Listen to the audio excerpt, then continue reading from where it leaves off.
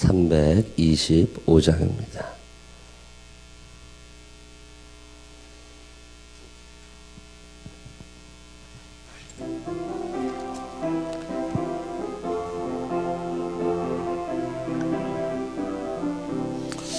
예수가 함께 계시니 시험이 오나 겁없네.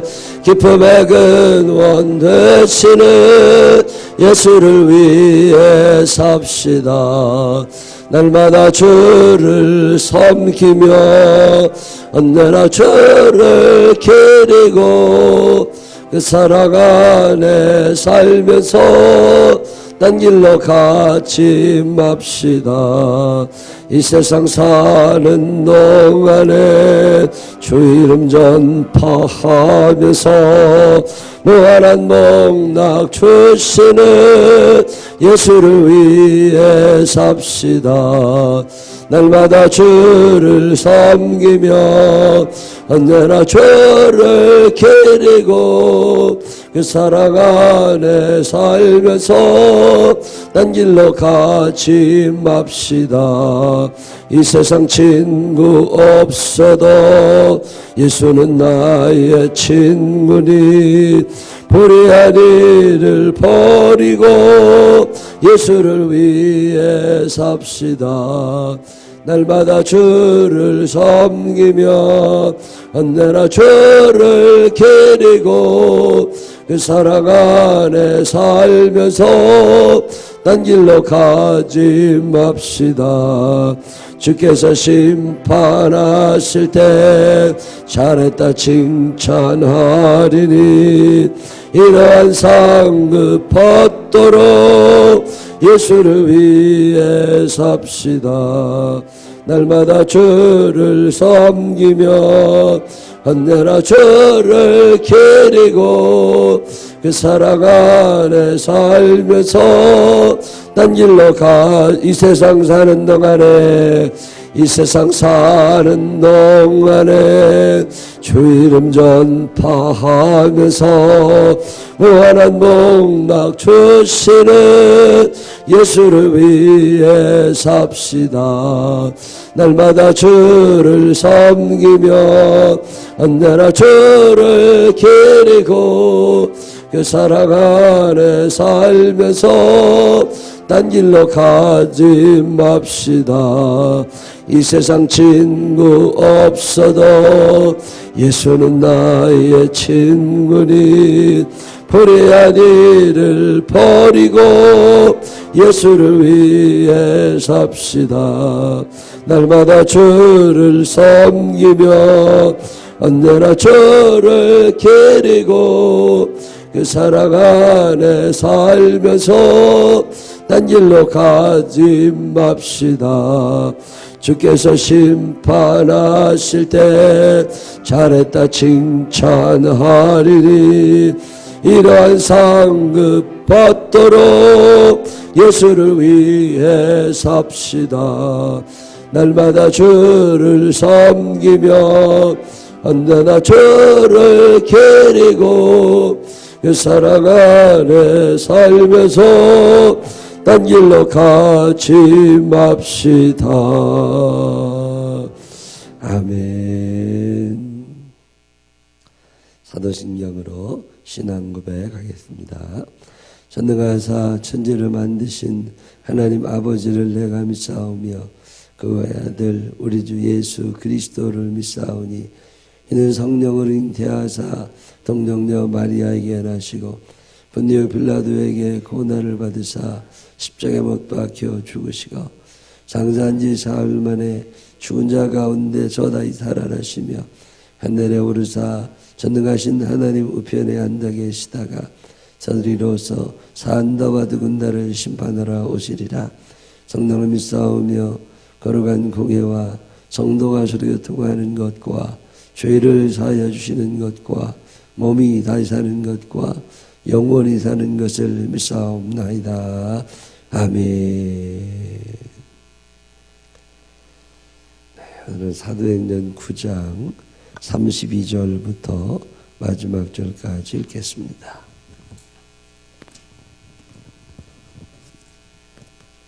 사도행전 9장 32절부터 마지막 절까지. 그때 베드로가 사방으로 두루 다니다가 루다에 사는 성도들에게도 내려갔더니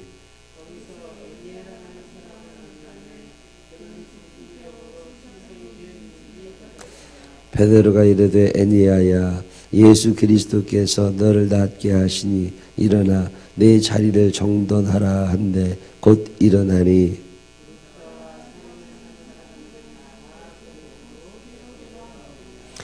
요바에 다비다라 하는 여지자가 있으니 그 이름을 번역하면 도르가라. 선행과 구제하는 일이 심히 많더니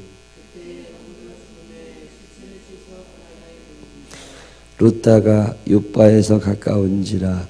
제자들이 베드로가 거기 있음을 듣고 두 사람을 보내어 지체 말고 와달라고 간청하여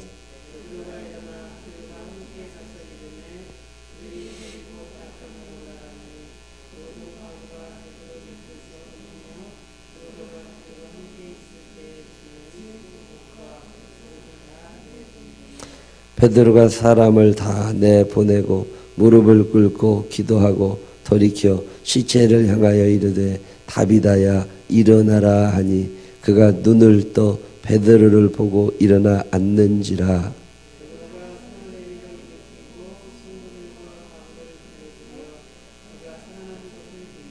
온 요빠 사람이 알고 많은 사람이 주를 믿더라. 베드로가 요빠에 여러 날 있어 시몬이라 하는 무도장이의 집에서 머무니라. 아멘. 살아계신 하나님의 은총이 우리 모두 함께 하시기를 주님의 이름으로 축원합니다. 하여튼 새벽에 오실 때는 늘 따뜻하게 입고 오시고 새벽기도 잘 하려면 일찍 주무셔야 돼. 일찍 자는 게 새벽기도 잘하는 방법인데 이게 먹고 사는 게 만만치 않아서 요즘에 아주 힘듭니다. 그래도 자기 몸 관리 잘 하시면서 새벽에 꼭 뵙기를 원합니다. 사도행전 9장 전반부에는 사울 얘기 나옵니다. 이제 하나님의 사람이 되는 사울, 그의 이야기를 쭉 해나가다가 다시 베드로 얘기 이제 나와요. 잠깐 나오고 또 이제 또 사울로 넘어갑니다. 편집 의도라는 게 있어요. 편집 의도.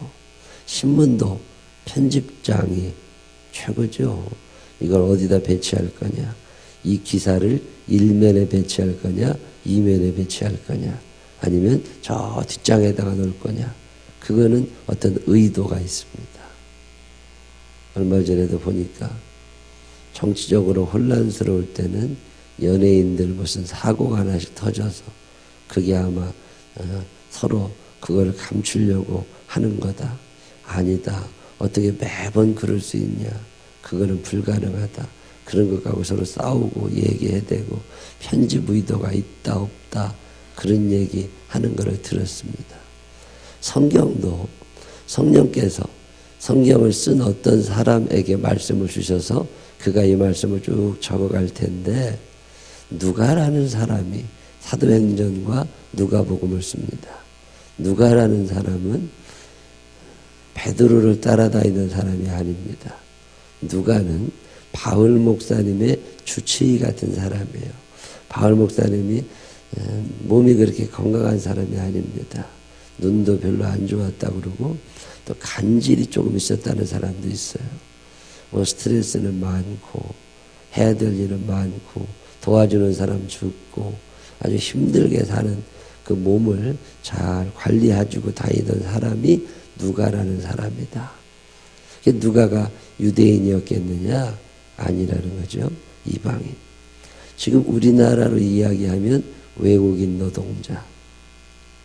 한국 사람 아니었을 거다. 아니면 한국 사람이지만 저 일본에 갔다가 온 사람이나 미국에 가서 살다 왔거나 중국에 있었거나 뭐 고려인이라거나 조선족이라거나 뭐 그런 근데 주류에 속하지 못한 사람.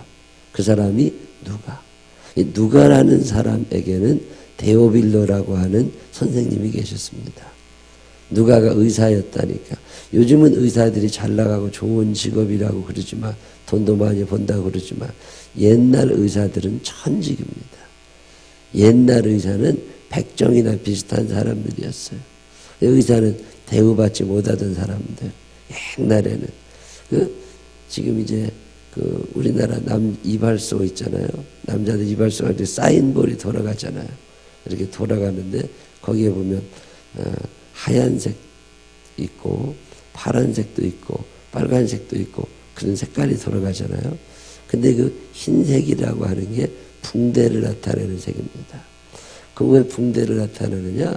옛날에는 머리 깎아주다가 누가 아프다 그러면 가서 푹 째가지고 수술해주고 그랬어요. 그러니까 의사라는 직업이 요즘에야 그렇게, 제가 대학교 갈 때만 해도요, 의대 점수가 그렇게 높지 않았어요. 경영학, 법학 이런 게 더 높았지 의대가 그렇게 높지 않았습니다. 그리고 지금부터 누가라는 사람이 살던 때는 2000년 가까이 되기 전이니까 의사라는 직업이 아주 천시받을 때, 종들 중에 좀 특출한 종 데려다가 사람 이렇게 치료하는 법 가르쳐주고 단순했던 시대니까 병도 그렇게 복잡하지 않았고 어지간하면 그냥 죽었으니까 그때 누가라는 사람이 의사입니다. 그래도 똑똑했으니까 그거 했겠죠. 그런 사람, 그 데오빌로라는 스승 밑에서 의술을 배우고 그런 사람인데 바울 목사님 따라다니다가 예수를 알게 됐고 잘 믿는 훌륭한 제자가 됩니다. 그리고 난 다음에 그가 자기의 스승 데오빌로에게 그리고 자기와 함께 살았던 이방인들에게 예수님을 전하고 싶어서 그 엄청난 작업, 누가복음을 쓰는 일을 합니다. 컴퓨터로 타이핑하기도 쉽지 않아요. 참 어려워. 성경 쓰는 게 베끼기도 어렵고 펜으로 쓴다는 거 얼마나 어려워요. 근데 하나님의 말씀 따라서 그 작업을 쭉 해낸 사람 누가, 이 누가라는 사람의 편집 의도라는 게 있지 않겠냐. 누가가 얘기하고 싶은 거, 하나님의 말씀 중에 누가라는 사람이 자기의 입으로 얘기하고 싶지만 자기는 얘기를 못해요. 바울 목사님 얘기를 대신 적어주고 베드로 얘기를 대신 적어주고 성령님이 어떻게 움직이셨나를 딱 적어주기만 하니까 자기 얘기는 못해. 그렇지만 하고 싶은 말은 있어. 그때 누가가 하는 작업이 편집 의도라는 거예요. 좀 어려운 말이긴 한데 이건 뭐냐면 배치를 자기 마음대로 할 수 있잖아요. 베드로 얘기를 넣어야 돼. 바울 얘기도 넣어야 돼. 빌립 얘기도 넣어야 돼.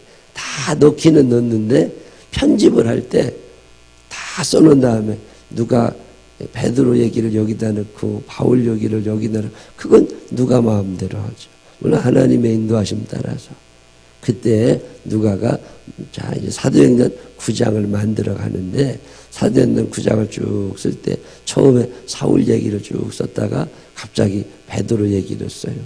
그리고 또 사도행전 10장에는 이방인 백부장 고넬료 얘기를 적습니다. 그걸 왜 그렇게 했느냐는 거예요. 왜 그렇게 했을까?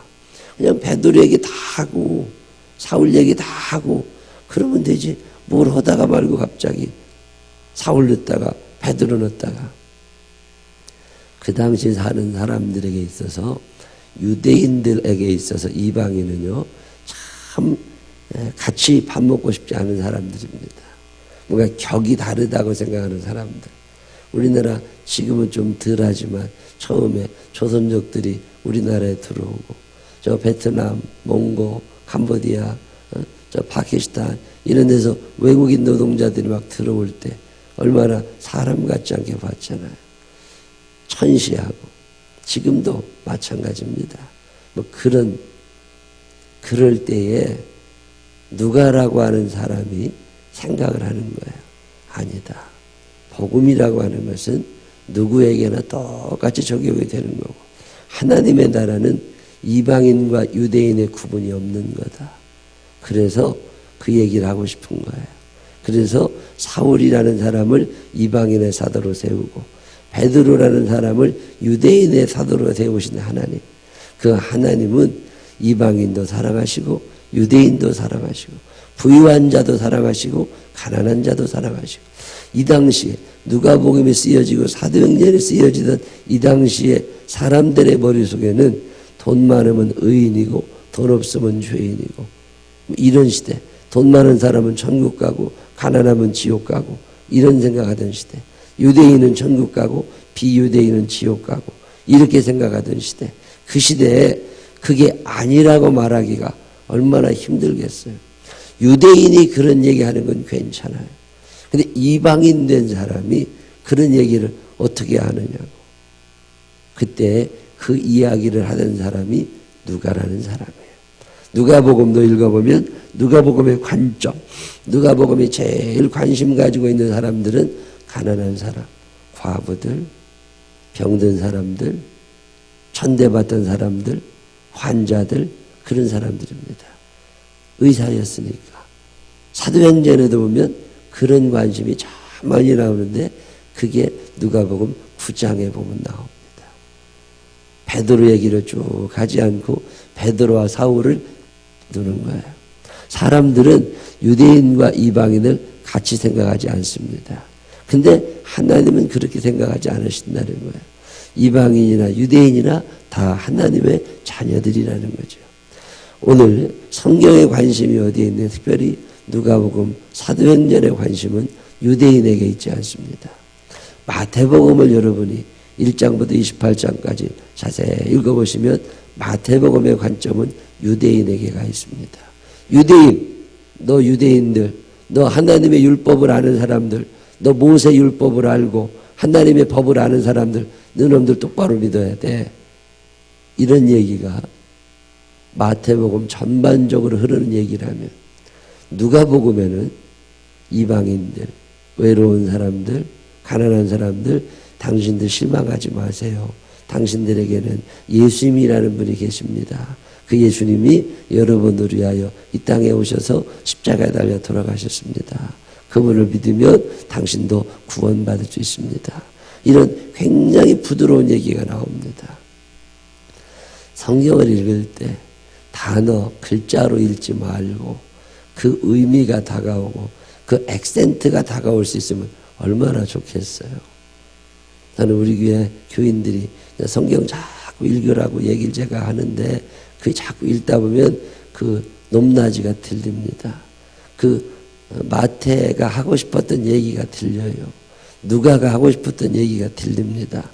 어디 특별히 가서 무슨 복잡한 성경 공부 안 해도 돼요. 그 얘기가 들려지면 그대로 살면 되거든요. 이게 모태신앙인들 있잖아요. 어렸을 때부터 교회 다녔는데 믿음도 없는 사람들 얼마나 많아. 하여튼 오늘이 한국 교회를 말아먹고 있는 건 그놈들이요. 어렸을 때부터 교회는 다녔어. 근데 믿음은 없어. 교회 어떻게 해야 되는 줄 알아요. 교회 생활. 근데 하지는 않아. 그러면서 늘 자기 핑계대고 합리화하려고 하는 사람들 있죠. 그 사람들이 제일 읽어야 되는 게 마태복음이에요.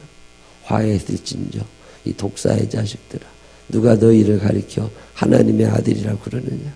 그러면서 막 욕을 퍼부어대면서 똑바로 예수 믿으라고, 똑바로 신앙생활하라고, 집사라고 권사라고 껐떡대지 말고 지옥이 너희를 위하여 열려있다는 걸 알으라고. 그게 마태복음입니다. 그런 얘기가 쫙 누가복음, 사도행전 이런 거 읽어보면요 안 그래요. 참 말이 부드럽습니다. 오늘 사도행전 9장에도 그런 얘기예요. 사울이나 베드로나 비슷하다는 거예요. 사울이 유대 이방인들을 사랑하고 이방인들을 구원하기 원하시는 하나님의 사자라는 거예요. 베드로 이야기 중간에 사울 얘기를 껴넣습니다. 그러면서 괜찮은 이거 천대 받는 거 아니라고 그런 얘기 하는데 해필 껴넣는 얘기가 베드로가 병 고치는 얘기, 죽은 자를 살리는 얘기를 거기다 해놓습니다. 왜 병을 고치겠어요? 능력이 탁월해서? 아닙니다. 하나님께서 베드로에게 어떤 사랑의 마음을 주시는 거예요. 예수를 믿으면요 이게 가능해야 돼요. 베드로가 어떤 사람입니까? 베드로가 예수님의 제자들 중에 열심은 있었지만 사랑이 없었어. 그래서 예수님을 잡으러 대제사장 그 수하에 있는 사람들이 막 쫓아왔더니 칼을 들고서 귀를 잘라내고 뭐 이런 사람들. 예수님의 제자들이었던 사람들이에요. 우리가 불을 명해서 저놈들 다 태워 죽일까요? 우리끼리만 구원받고 우리끼리만 좋아야 되던 사람들. 그 사람들이 예수님의 제자고 그들 중에 최고가 베드로입니다. 이방인들 거들떠보지도 아니했던 사람들입니다. 우리만 좋으면 그만이에요. 한국교회가 작은 교회들이 커지지를 않습니다. 조그마한 개척교회들 10명, 15명, 20명 모이는 교회들이 더 이상 커지질 않아요. 여러 가지 이유가 있습니다. 500명씩 모이던 교인들이 더 이상 600명, 700명 커지질 않아요. 그걸 왜 그러냐면 기득권 계층이 생기면 교회가 안 커집니다. 10명 모이는 교회 꼭 주일 행사하는 사람들이 가보면 있어. 20명 모이는 교회도요 꼭 주일 행사를 하는 사람들이 있어. 누가 오는 게 싫어. 누가 오는 게 싫고 나 편한 대로 살고 싶어. 안 됩니다. 성경의 관심은요 주인에게 있지 않습니다. 나그네들에게, 새신자들에게. 그래서 새신자 중심의 교회가 꾸준히 성장해 가면서 하나님께서 주시는 사명을 감당합니다. 이 새신자 중심의 교회가 되려면 어떻게 해야 되느냐? 기존에 있는 사람들이 양보를 해야 돼요. 이게 보통 어려운 게 아닙니다. 사람은 살던 대로 살고 편한 대로 살고 싶거든요. 근데 그게 어려운 거예요. 근데 성경은 뭐라고 얘기하냐면 너희가 살 때 늘 그렇게 하라는 거예요. 나보다 나중 온 사람, 나보다 믿음 없는 사람, 나보다 연약한 사람, 나보다 경제적으로 어렵고 못 배우고 힘들게 사는 사람, 그 사람들에게 늘 관심을 가지라는 거예요. 그 사람들이나 지금 잘 나가고 있는 사람들이나 똑같이 하나님의 자녀라는 거예요. 이 생각을 할 수 있어야 되는데 이게 참 어렵습니다. 베드로가 예루살렘 중심으로 말씀을 전하고 예루살렘을 지키는 거라고 폼나게 있었는데 하나님이 베드로를 저 시골 마을, 그 시골 마을에 보냅니다. 루따라고 하는 예루살렘에서 몇십 킬로 떨어져 있는 조그마한 산동네 같은데 거기에까지 가서 지금 베드로가 말씀을 전하고 있어요. 이 얼마나 귀한 일입니까? 제가 이 베드로를 참 좋아합니다. 요빠라고 하는 조그마한 도시에서 거기서 베드로라고 그러니까 마다하지 않고 거기까지 갑니다. 원래 베드로는 이런 사람 아니에요. 근데 이제 예수 그리스도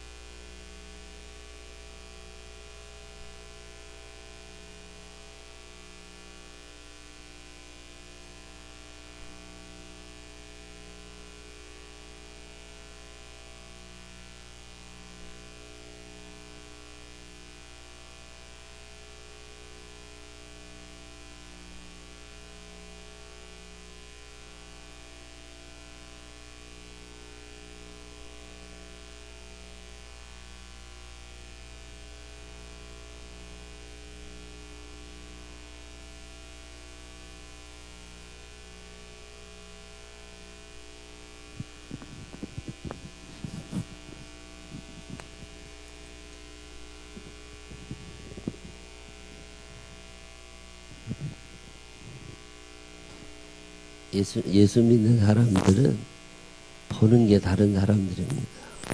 생각하는 게 다른 사람들. 그래야 행동이 달라져요. 늘 높은 데 쳐다보고 잘난 사람들만 쳐다보고 부러워해서 될 일이 아닙니다. 여러분보다 하나님이 더 관심 가질 만한 사람, 그 사람에게 내 관심이 머무는 사람들, 그 사람들을 예수 믿는 사람이라고 해요. 그 베드로가 지금 루따, 요빠 이런 데까지 가는 거예요. 그래서 거기에서 병든 사람들을 고쳐주고 그들을 위하여 기도하기를 시작합니다. 엄청난 변화죠. 제가 아는 어떤 교회 목사님이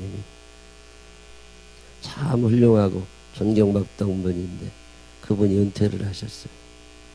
그리고 이제 후임 목사님이 새로 오셨습니다. 근데 얼마 지나지 않아서 교회가 술렁술렁 돼. 왜 그런가 하고 봤더니 목사님이 다르대. 설교를 얼마나 잘하고 찬송을 얼마나 잘하고 얼마나 잘하고 아이고 외모도 훌륭하고 공부도 훨씬 더 많이 하고 근데 뭐가 다르냐 그랬더니 사랑이 없대. 옛날 목사님들은 할머니들 모여서 예배 드리는데 꼭 와서 인사했대. 근데 지금 오신 목사님은 할머니들 모이는 예배 잘 안 온대. 그 사람들 교회 하는 일도 없이 쌀만 축낸다고 안 온대. 그렇다고 교인들이 싫어한대. 저 장애인들 모여서 예배 드리는데 거기 옛날 목사님은 꼭 오셔서 손잡아주고 가셨대. 근데 지금 목사님은 그 좋은 차 타고 오는 사람들, 돈 많은 사람들, 그런 사람들 먼저 만나느라고 거기 잘 안 온대. 1년 지나도 안 오고 2년 지나도 안 온대. 그렇다고 교인들이 싫어하고 마음이 떠나요. 관점이 다른 사람, 그 사람이 존경받고 신뢰받지요. 제가 부흥회를 꾸준히 다녀보는데 더러 이렇게 작은 교회들에서 전화가 와요. 근데 그 목사님이 꼭 하시는 얘기가 있어. 교인이 너무 없습니다. 큰 교회 가서 설교를 해야 목사님이 신나고 재밌을 텐데 우리 교인이 너무 없습니다. 어떤 교회는 이런 마이크도 없어요. 시골 교회들 가보면 음향시설도 없는 교회들이 아직도 많이 있어요. 어떤 교회들은 큰 교회 무슨 호텔에서 아니면 깨끗한 모텔에서 숙소를 잡아주기도 하지만 3박 4일 있는 동안 어떤 교인 집에 방 한 칸에 갔다 오는 때도 있어요. 시골 교회들은 그래요. 근데 꼭 그래. 누구한테 부탁하기가 어렵대. 부흥회하기는 참 하고 싶은데 누가 오는 사람이 마땅치 않대. 그렇다고 전화 올 때가 있어요. 그러면 거절이 잘 안 돼서 꼭 가게 됩니다. 참 재미가 있어요. 예수 믿는 재미가 그런 게 있습니다. 얼마 전에 60대신 선배 목사님 한 번을 만났는데 자기는 평생 그런 부흥회를 한번 가보고 싶대. 아무도 오라는 사람이 없대. 그분은 부흥회를 하던 분이 아닙니다. 참 성실하게 목회하시 참 착한 목사님이에요. 그래서 제가 그 조그마한 교회도 갈 수 있냐 그러니까 갈 거래. 그 교인이 한 600~700명 모이는 큰 교회 목사님. 그래서 제가 어느 시골 조그마한 교회를 소개를 해줬어요. 그랬더니 그 목사님이 너무 좋아해. 하나님이 자기에게 말씀을 전할 수 있는 기회를 주셨다. 그러더니 그 조그마한 교회를 갔다가 오셨어요. 근데 지난주에 그 조그마한 교회 목사님이 나한테 전화가 왔어요. 너무 감사하다. 내가 왔다 간 것도 감사한데 그 큰 교회 목사님이 자기 교회까지 와서 그렇게 열심히 설교를 해주셔서 너무 은혜를 많이 받았대. 그렇다고 너무 행복하다고 고맙다고 전화가 다 왔어요. 내일 모레는 그 부흥에 가셨던 목사님이 나를 좀 보지. 밥을 사주고 싶대. 자기에게 그렇게 가서 섬기고 말씀을 전할 수 있도록 해주셔서 너무 고맙대. 자기 교인들 교인들 되게 이제 잘 나가시는 분들이 많고 여유 있는 분들도 많은데 그 사람들만 보다가 그 시골에 가서 3박 4일을 있다 오니까 야, 이 사람들도 천국 가야 되는데 너무 자기 은혜를 많이 받았다고. 관점이 어디에 있느냐 대단히 중요한 일입니다. 아픈 사람, 가난한 사람, 빚에 허덕이는 사람, 애들 공부 못해서 끙끙대는 사람, 말 안 들어가지고 엄마 아버지가 집 나가고 싶은 사람들이 왜 없겠어요? 여러분의 관심이 어디 있으세요? 오늘 누가라고 하는 사람, 그리고 베드로라는 사람의 관심이 거기에 있는 거예요. 만약에 베드로가 도르가라고 하는 여자가 죽었는데 그 여자가 육바성의 성주의 아내라면 안 갔을지도 몰라요. 근데 그 도르가는 참 착한 여자였대요. 혼자 살던 사람입니다. 과부였대요. 다른 사람을 위해서 착한 일도 많이 했대요. 여러 사람을 위로하고 없는 사람들 도와주고 자기도 없지만 날씨 추워지면 따뜻하게 속옷 겉옷 만들어서 어려운 사람들 하나씩 주던 사람이래요. 그게 베드로의 마음을 움직이는 거예요. 그 사람이 돈이 많은 성주의 부인이었다면 안 갔을 수도 있어요. 근데 하나님의 관심이 어디에 있느냐? 그 사람에게. 자기도 어렵지만 어려운 가운데 뭐 하나라도 만들어서 남에게 주면서 살려고 하는 그 따뜻한 마음이 베드로의 마음을, 하나님의 마음을 감동시키는 거잖아요. 그러니까 가잖아요. 요즘에 참 세상을 보면요, 감동받고 싶어 합니다. 근데 누군가에게 감동을 주려고 하지는 않아. 인터넷이나 텔레비전 이런 거 쭉 보면요, 감동적인 얘기를 서로 듣는 걸 좋아하고 나누는 걸 좋아합니다. 근데 거기까지야. 네가 누군가를 감동시킬 만한 사람이 되라. 그건 싫어. 개인주의, 욕심. 성경의 관심은 어디에 있습니까? 남을 감동시키던 사람. 도르가가 누군가를 감동시키며 일생을 살아온 사람이에요. 자기도 힘들지만 그때 하나님께서 그를 위로하시고 그에게 생명을 다시 불어넣어 주시는 거죠. 아무나 살아납니까? 아무나 달려줘요? 안 그래요. 오늘 성경의 관심은 거기에 가 있습니다. 여러분의 관심은 어디에 있으세요? 요즘에 이런저런 생각을 합니다. 어떻게 해야 되나? 어떻게 살아야 되나? 물론 높은 데도 좋은 거예요. 우리가 잘 살아야 되는 이유가 어디에 있습니까? 많이 도와줘야 되거든. 많이 걷어먹여야 되거든. 그러려니까 더 열심히 살아야 되고, 더 열심히 기도해야 되고, 넉넉해져야 되고, 그래도 자꾸 다른 사람들 같이 걷어먹이고 살면 얼마나 좋겠어요. 우리 생명나무 교회가 그런 것에 관심을 갖는 교회가 되시기를 바랍니다. 여러분과 여러분의 자녀들이 살면서 늘 함께 살고 함께 죽으려는 생각을 가지고 어려운 이웃들을 늘 돌보며 낮은 곳에 있는 사람들을 늘 챙겨주면서 따뜻하게 그렇게 예수님처럼 살아갈 수 있는 우리 모두가 되시기를 주님의 이름으로 축원합니다. 기도하십시다. 하나님 아버지, 우리 주변에는 가난한 자들이 있습니다. 우리 주변에는 몸 아픈 자들도 있습니다.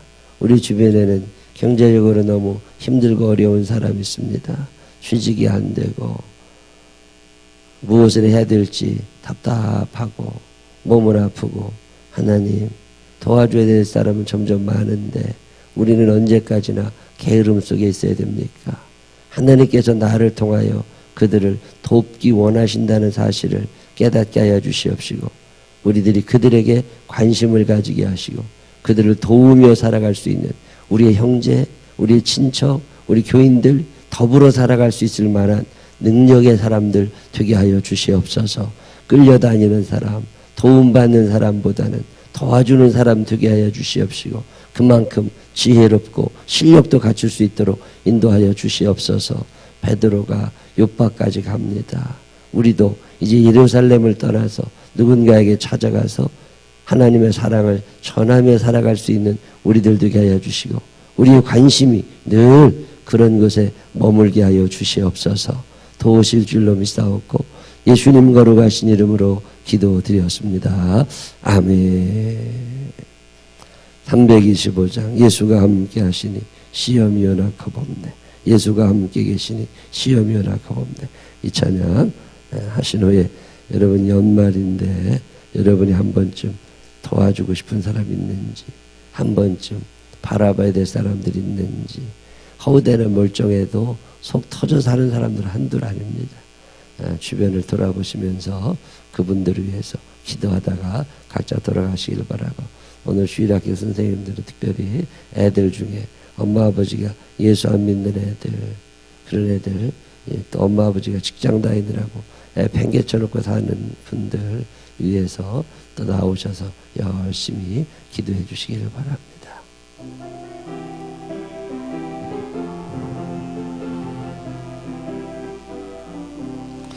예수가 함께 계시니 시험이 연약하옵네. 기쁨의 근원 되시는 예수를 위해 삽시다. 날마다 주를 섬기며 언제나 주를 기리고 그 사랑 안에 살면서 딴 길로 가. 다시 한번 봐. 예수가 함께 계시니 시험이 오나 겁없네. 기쁨의 근원 되시는 예수를 위해 삽시다. 날마다 주를 섬기며 언제나 주를 기리고 그 사랑 안에 살면서 딴 길로 가지 맙시다. 주여 주여 주여. 살아계신 아버지 하나님 감사합니다. 오늘도 저희들을 사랑하셔서 하나님의 전으로 불러주십니다. 우리가 그렇게 잘 나가는 사람들 아닙니다. 우리가 그렇게 하나님 보시기에 합당한 사람들도 아닙니다. 하나님 그렇지만 주께서 우리를 사랑하셔서 죄인 되었지만 연약하지만 하나님과 원수되어 살아갈 때도 많지만 긍휼히 여기시고 우리를 챙겨주셔서 오늘 이 새벽까지 이 자리에 인도하시니 감사합니다. 하나님의 사랑입니다. 하나님의 관심입니다. 하나님의 도우심이요 하나님의 축복입니다. 하나님 아버지, 우리도 이 땅을 살면서 하나님 아버지, 나보다 어려워 보이는 사람, 용기를 잃은 사람, 힘이 없어 보이는 사람, 경제적으로 힘든 사람, 마음이 아픈 사람, 몸이 아픈 사람 늘 신경 쓰며 살아가게 하여 주옵소서. 믿음이 없는 이들에게 믿음을 심어줄 수 있는 그런 교사들이 되게 하여 주시옵소서. 사랑이 없는 사람들에게 사랑을 보여줄 수 있는 그런 선생님들이 되게 하여 주시고 우리의 주 믿는 사람들이 되게 하여 주시옵소서. 절망하고 좌절하는 이들에게 소망을 줄 수 있는 사람이 되게 하여 주시옵소서. 하나님, 기도가 방법임을 알아 오늘도 주님 앞에 나와 기도하며 삶의 길을 주님에게 묻습니다. 하나님 아버지, 가르쳐 주시옵소서. 그리고 인도하여 주시옵소서. 하나님의 뜻이 나를 통하여 이루어지게 하여 주시옵시고 그 하나님의 거룩하신 뜻을 실천하는 사랑의 사람들이 되게 하여 주시옵소서. 이방인에게도 유대인에게도 하나님 관심이 많으셨습니다. 높은 사람에게도 낮은 사람에게도 도시에 사는 사람에게나 저 산골에 있는 사람에게나 하나님은 동일하게 관심이 많으십니다. 하나님, 우리도 그 주님의 눈을 가지게 하여 주시어서 어려운 이웃들을 늘 생각하며 살아가도록 하나님 축복하여 주시옵소서. 하나님 감사합니다. 오늘도 저희들을 붙잡으시고 인도하시니 감사합니다. 온전히 예수 그리스도의 이름만 살아갈 수 있는 믿음의 사람들이 되게 하여 주옵소서. 하나님, 오늘도 주님 앞에 나오며 귀한 예물 사연 담아 정성 담아 드립니다. 기억하여 주시옵시고 이들의 감사 제목을, 이들의 마음의 소원을 들응답하여 주옵소서. 하나님의 좋은 사람들, 하나님과 정들어 살며 하나님의 일을 할 수 있는 하나님의 일꾼들이 되게 하여 주옵소서. 우리의 가정에서, 우리의 일터에서 하나님의 사랑이 나를 통하여 드러나게 하여 주시옵시고 나의 주변에 있는 사람들도 따뜻한 마음을 가지게 하여 주시옵소서. 안전한 마음으로 소리내어 하나님 앞에 기도하시기를 바랍니다.